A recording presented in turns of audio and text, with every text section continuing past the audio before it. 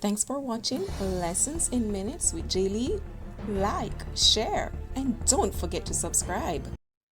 In today's lesson, we're going to look at part 2 of the movement of stock, which is taking a look at the accounts in use for the movement of stock, as well as the application of the double entry principle, the double entry rule for the movement of stock. We'll be looking at accounts to be debited and accounts to be credited based on a list of transactions. And we have referred to 4 movements in the stock, 4 activities that cause movement in the stock. So we're going to look at them now. So the first one is purchases account. Once the goods are purchased, those are recorded in the purchases account, and that's basically the purchase of goods bought for resale. So once you purchase items for resale, that is recorded in your purchases account. The purchase of those goods which the firm buys with the prime intention of selling. So the aim of purchasing the goods is to sell them. So therefore, those are recorded in your purchases account. And guess what? That causes an increase in goods. Let's go back to our previous knowledge on double entry. Goods are classified as assets. It's from the category of assets. So it therefore means that in this case, where goods are purchased and those are recorded in your purchases account, it means that the account should be debited. Let us now look at another account in use, and that account is sales. And basically, the sale of those goods that were bought for resale. So the items that were classified as purchases earlier is now being sold. So therefore, that is recorded in the account that we call sales account. And you can look at it further, the sale of goods in which the firm normally deals and were bought with the prime intention of resale. And guess what? Once you sell goods, that is going to cause a reduction in your sales, which is a reduction in goods. So therefore, the sales account, once goods are sold, is credited. Remember, goods, stock, inventory is from the category of assets. So therefore, when the asset increases, you debit. When the asset decreases, you credit. We also made reference to returns inwards earlier, where the customer returned goods back to the business. So goods returned to the business by its customers for various reasons. And if it is that your customer returned goods to the business, that is classified as return inwards. So therefore, that should be recorded in the returns inwards account. In this case, that's an increase in stock, which is an increase in assets. So therefore, the return inwards account is debited. There's another activity that causes movement in stock, and that is returns outwards. And basically, goods returned by the business to its suppliers. And once this is done, that is recorded in the returns outwards account. And once you're returning goods from the business to the suppliers, that is going out. So therefore, that is a reduction in stock. Reduction in stock, which is basically reduction in assets. That account should be credited. So let's review. Once goods are purchased for resale, you use a purchases account, and that's an increase in assets, so therefore you debit.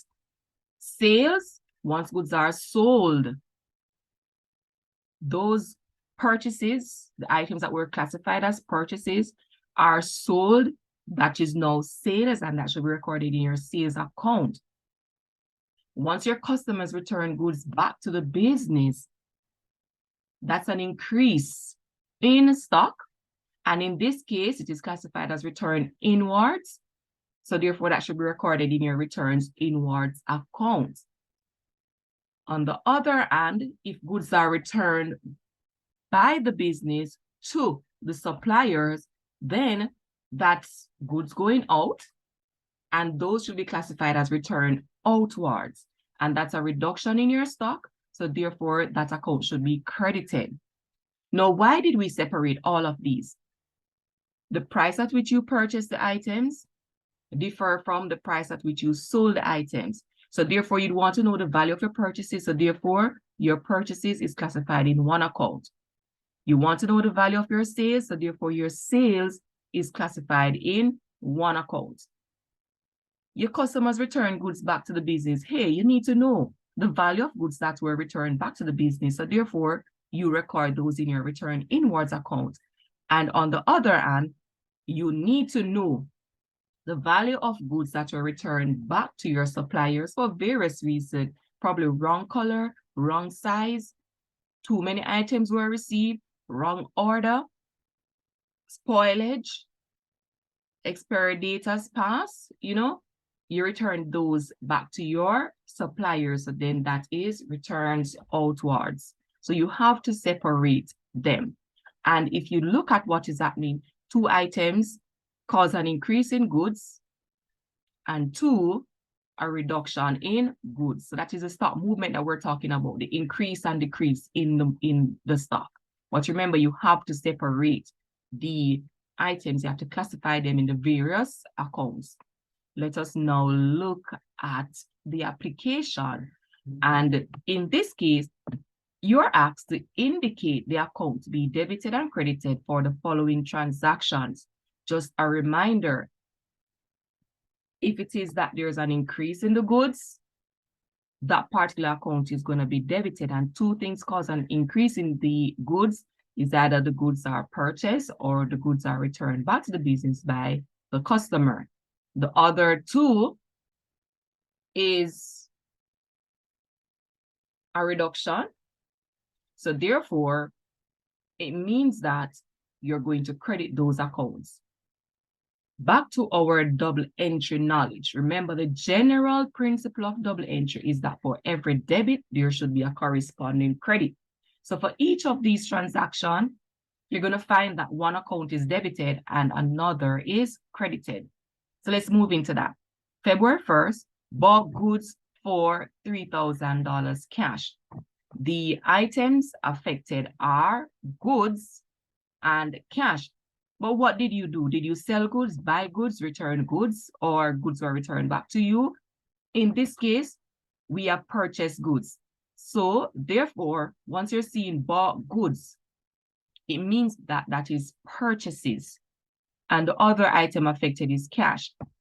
Purchases is an increase in goods, so therefore the account to be debited is purchases, and the account to be credited there, cash was used to purchase the goods. Your cash went down, so therefore that's an asset.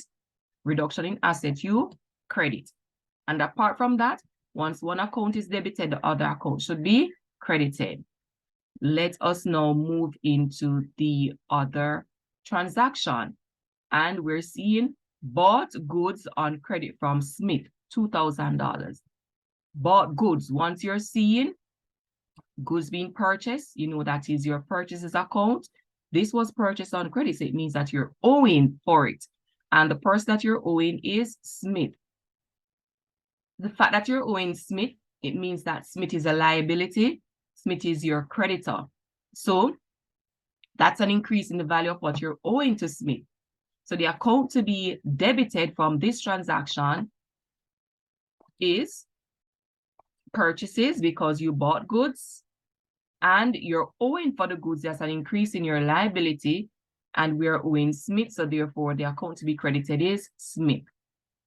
Let's move into the other transaction. And we're seeing that sold goods for $1,000 on credit to Jones. Goods are sold. So once you sell the goods, the account that is affected is sales, and the goods were sold on credit to Jones. So Jones is now owing us.